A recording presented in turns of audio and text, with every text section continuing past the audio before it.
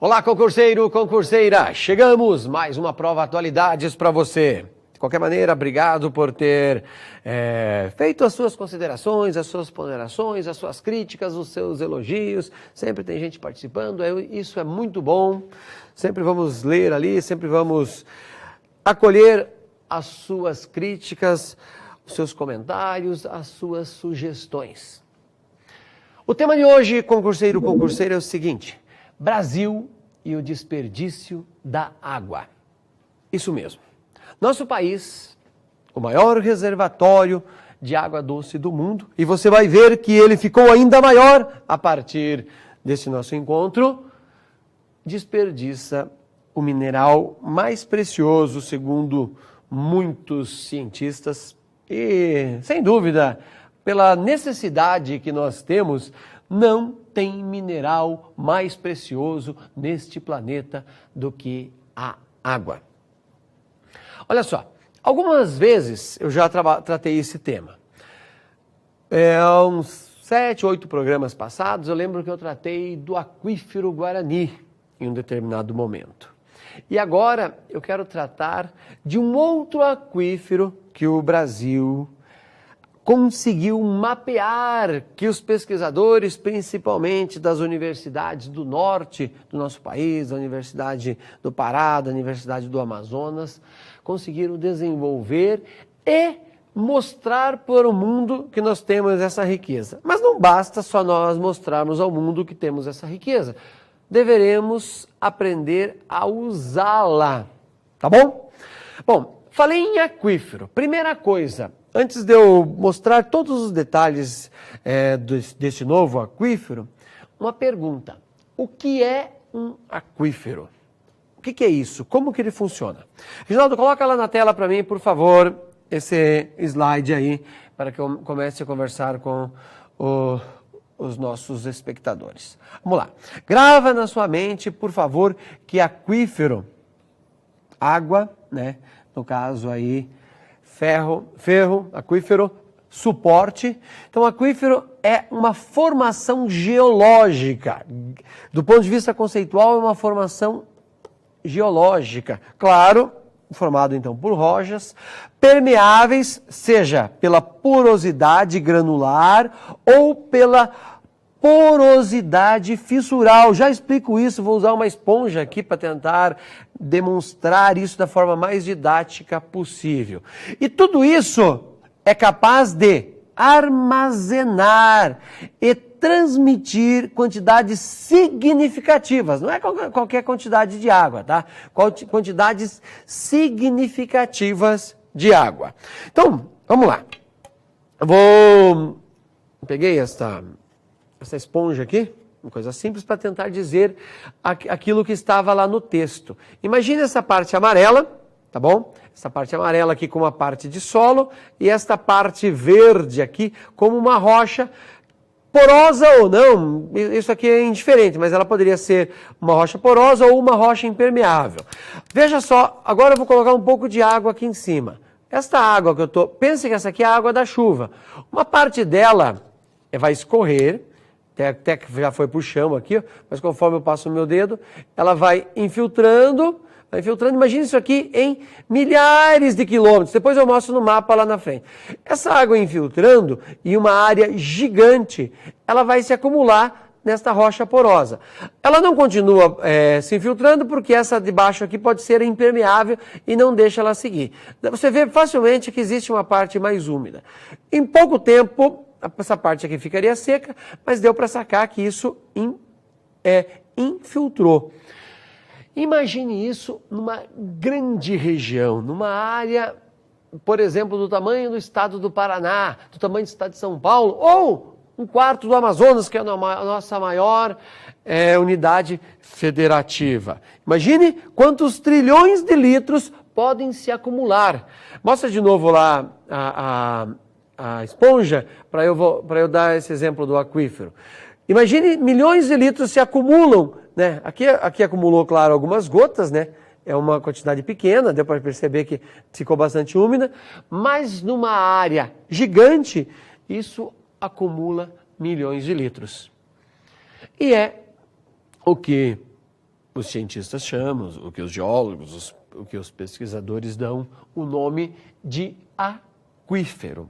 E o Brasil tem 2 deles. Reginaldo, por favor, mostra lá para nós. Até a primeira vez, quando eu tratei desse tema, o maior aquífero do mundo era este aqui, o aquífero Guarani, e um aquífero internacional, abrangendo a parte aqui, o Cone Sul da América do Sul, mas principalmente o Brasil, né, do Rio Grande, Santa Catarina, Paraná, oeste de São Paulo, o sul de Goiás, o sudeste do Mato Grosso, toda a parte leste do Mato Grosso do Sul, uma parte do Paraguai, uma parte da Argentina e uma parte do Uruguai. E o alter do chão era esta parte aqui, embaixo do rio Amazonas.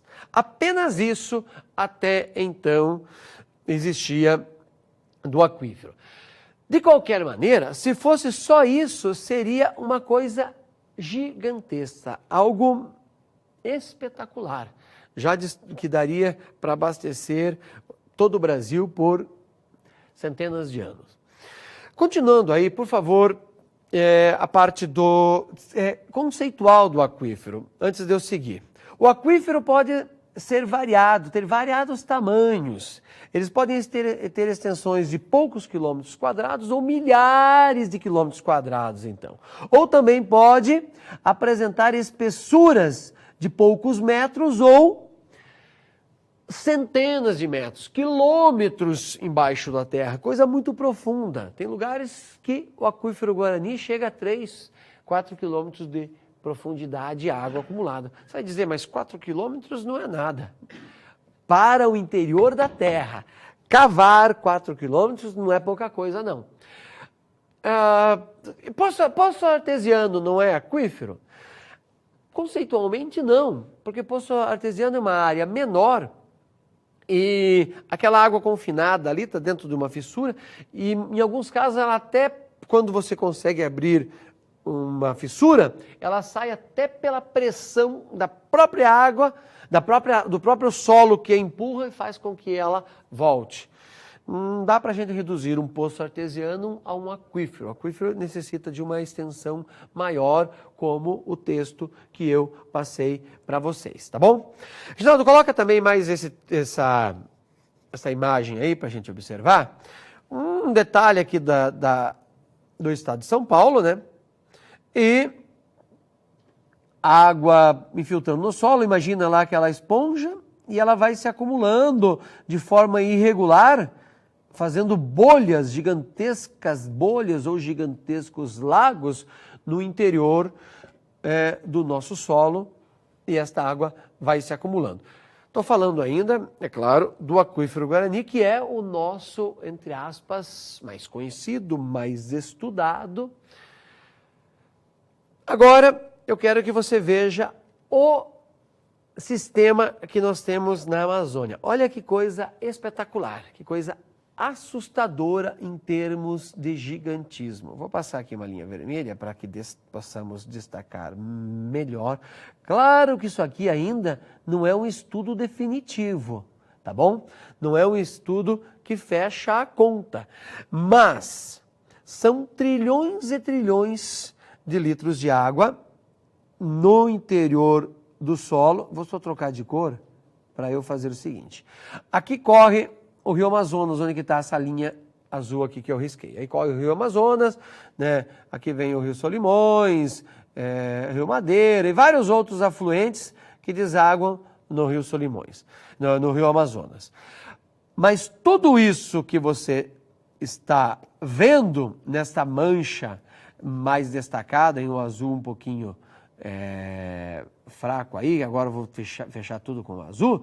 Tudo isto aqui hoje não chama-se mais alter do chão e passou-se a se chamar Sistema Aquífero Grande Amazonas ou apenas SAGA. Se aparecer lá no seu concurso o aquífero SAGA, você já sabe o que é. É o Sistema Aquífero Grande Amazonas. Olha, isso você tem que tomar nota. Ainda é uma informação, digamos assim, nova. Ainda são dados que precisam ser melhor divulgados pela imprensa. Daqui uns dias vira Globo Repórter, vai para as grandes revistas, para os grandes jornais, alguns já até publicaram, mas as informações ainda serão melhor digeridas. E do ponto de vista ambiental, isto é espetacular. Mostra de novo, Reginaldo, aqui um esqueminha. Qual o problema de um aquífero?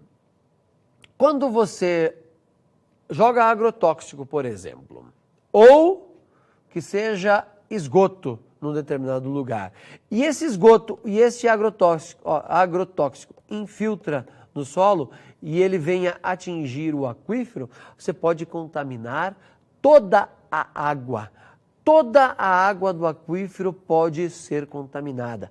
Ou seja, trilhões de litros podem ser perdidos simplesmente pelo uso desigual o uso irregular, que desigual nada, o uso incorreto desta água. Inaceitável, o Brasil ainda precisa ter uma legislação, digamos assim, rígida, que seja aplicada realmente para preservar este patrimônio espetacular. Você vai me perguntar, mas como se cobra? Se cobrou isso em algum concurso? Cobra-se uma questão sobre o aquífero em concurso? Claro que sim.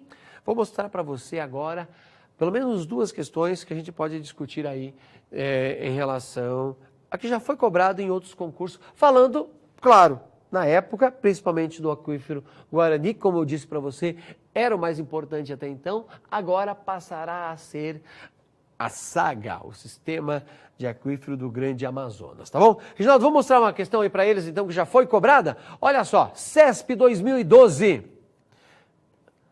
Banco da Amazônia, técnico, científico, engenheiro ambiental. Olha o que diz o texto. De acordo com a Lei 9.433 de 1997, que dispõe sobre a Política Nacional de Recursos Hídricos, PNRH, e o Sistema Nacional de Gerenciamento de Recursos Hídricos, julgue o item. Vamos lá. Estão sujeitos, olha que questão que te pega. Você só vai ter que marcar certo ou errado, mas olha o que está ali no texto. Estão sujeitos à outorga do poder público a derivação ou captação da parcela da água existente em reuso hídrico superficial e a extração de água de aquífero subterrâneo. O aquífero só pode ser subterrâneo, mas tudo bem, não vamos discutir isso. Olha que interessante, ele está falando de, simplesmente apareceu a palavra aquífero ali. Agora, se você não sabe que o Brasil tem o aquífero Guarani e o SAGA, você já vai ficar perdido, tá bom? Então, olha como é que a coisa apareceu. Volta lá, Reginaldo, por favor. Aquífero subterrâneo. O lançamento em corpo de água, de esgoto e demais resíduos líquidos, considerados significantes em termos de volume e em quantidade, independente da outorga. O que você iria marcar? Certo ou errado? Veja só, essa aqui é uma questão que você tenha, no mínimo, noções de como deve ser gerenciado isso, como isso deve funcionar, como isso em nosso país está sendo gerido, porque é uma questão de cidadania. É claro que resíduos que vai desde o esgoto, uma fazenda onde tem um grande uso de agrotóxico, ou um sistema de aviários, por exemplo, que não tem um destino correto para os dejetos desses frangos, ou criação de porcos que pode contaminar. Tudo isso tem que ser pensado. Então, volta lá, por favor, Reginaldo. Neste caso aqui, vamos apagar, não riscar. Neste caso, está errado, pois independe da outorga, não é independente da outorga. Quando se pensa em resíduos, seja quais eles forem, tem que ter um tratamento. Existe uma lei maior que faz com que ele funcione. Se não, por exemplo, no aquífero Guarani, aqui no Brasil, o que acontece? Ele é um aquífero internacional. Se o Paraná, se São Paulo, Santa Catarina vier a poluí-lo, prejudica o Paraguai, prejudica a Argentina, prejudica quem? O Uruguai também. Certo? Vamos para mais uma questão para você ver. Olha aí, essa é uma questão de 2011 da CESP, né? Ministério do Meio Ambiente, que diz o seguinte: a bacia do Alto Paraguai. Como assim Alto Paraguai? Eu vou voltar lá na frente. Naquele primeiro mapa, você tem que ter uma noção, ó. Aqui estão as nascentes do Rio Paraguai, aqui está a nascente do Paraná. Esta região aqui no Brasil é o Paraguai. O que o cara estava cobrando nessa pergunta, enquanto eu já volto aqui? O que o cara estava cobrando nessa pergunta? Justamente que você tivesse uma noção do que é uma bacia hidrográfica. Mas você vai ver lá na sequência que ele vai misturar com um aquífero. Volta lá para o texto, então.